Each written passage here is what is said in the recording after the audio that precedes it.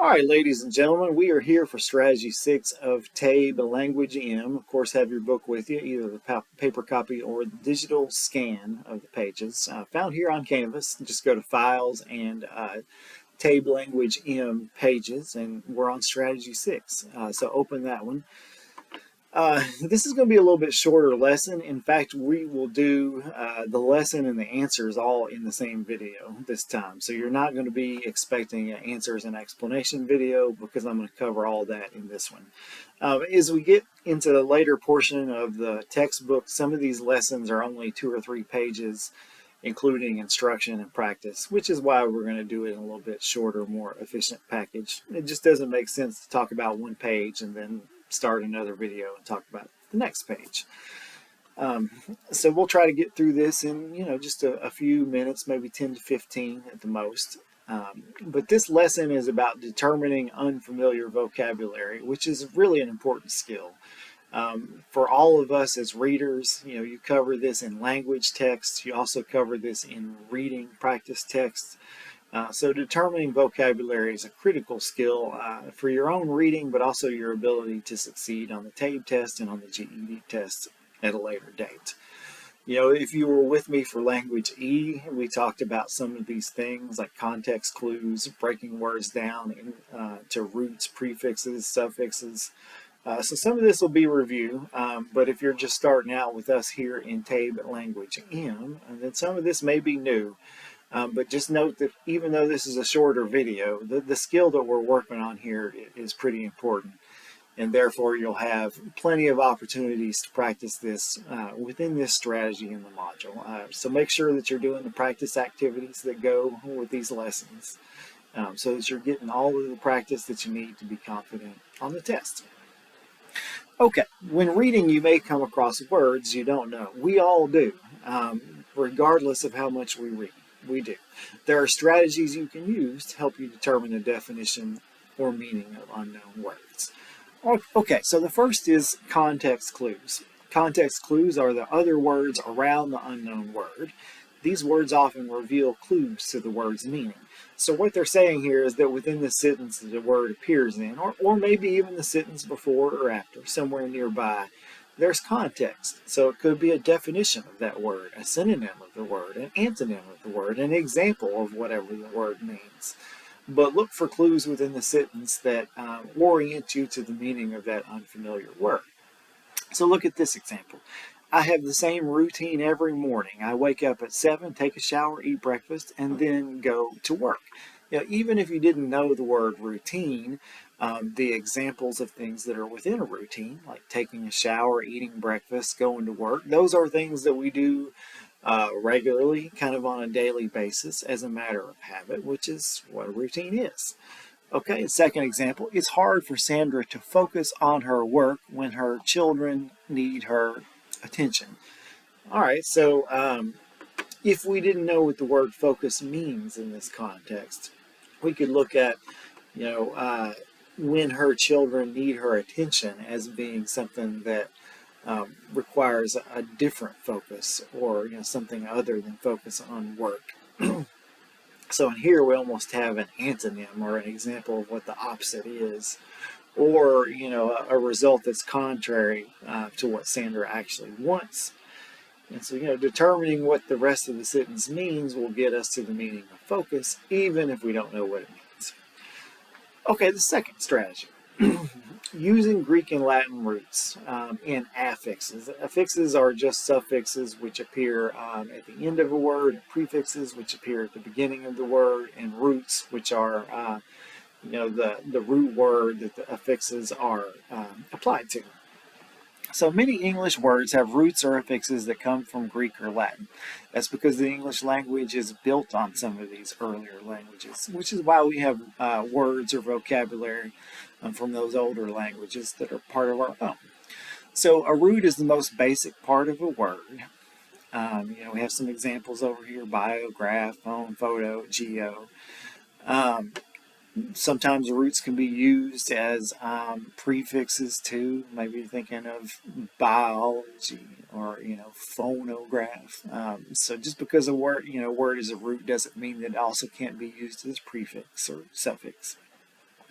Affixes are word parts that are added to the beginning or end of a root to change its meaning. Prefixes are added to the beginning and suffixes to the end. And the pre is a prefix that means, in the beginning. So that'll help you remember, hopefully. Knowing the meaning of common roots and affixes will help you figure out what words with those roots and affixes mean. Okay, I'm not going to go through the meaning of all these roots, prefixes, and suffixes, but just note that words are built out of these. And in fact, I'm putting a resource here on Canvas that has a much more extensive, complete list of roots, prefixes, and suffixes from Greek and Latin.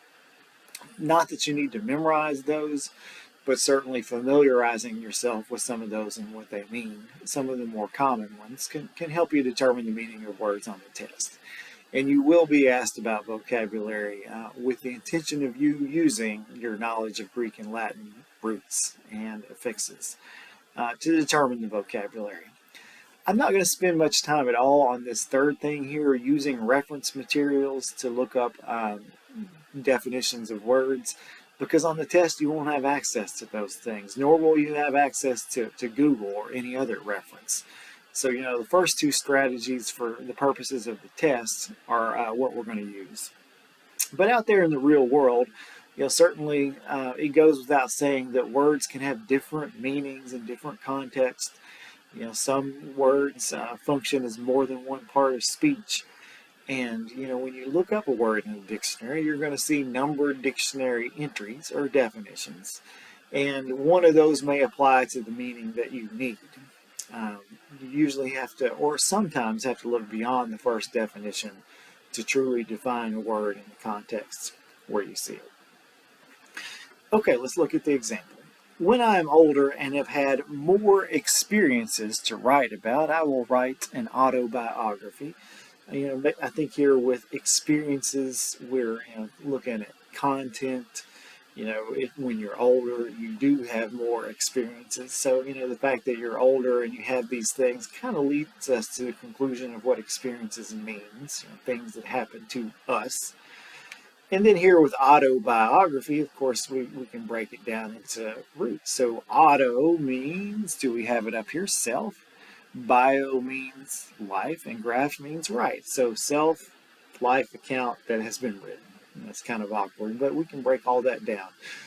Something that has been written about oneself. One's life story is written about oneself.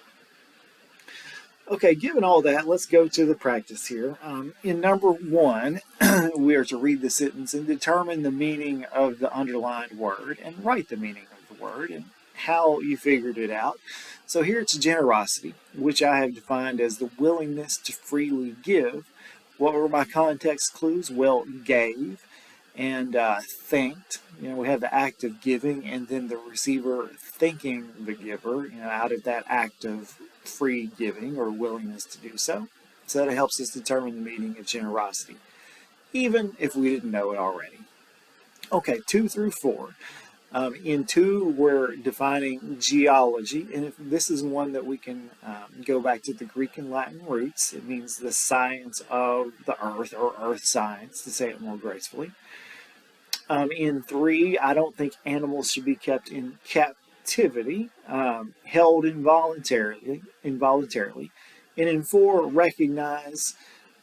Even if you can't figure out recognize from the context, break it down. It basically means recall knowing or remember knowing, which is very similar to the way we think of recognize, to see something that is familiar. Okay, number 5, multiple choice. We're looking to define the word plentiful in context, and it's C, existing in large amounts. In 6, we're defining pathology based on our knowledge of Greek and Latin roots. And in here, it is C, a type of science. To be specific, it's a type of science to study disease or diseases. And finally, in number 7, the word entertain in this particular context means to help someone have fun, not just to do something that is fun to them, but to help them pursue some fun activity. Makes sense when you're reading in context. Okay, so that will end strategy 6, both the teaching and the answers that go with it. Pretty short lesson, about 10 minutes all around. But certainly, the length of the lesson doesn't say a whole lot about its importance. Defining unfamiliar words is quite important. You're even going to have answers sometimes that have unfamiliar words within them that you need to define using context or even using your knowledge of Greek and Latin roots and how to break words down based on that criteria. Okay, I will see you next time for Strategy 7. Kind of like Strategy 6, I think it'll be a one-shot lesson. We'll do the instruction and the review all at the same time. So I hope to see you next time, and have a great day.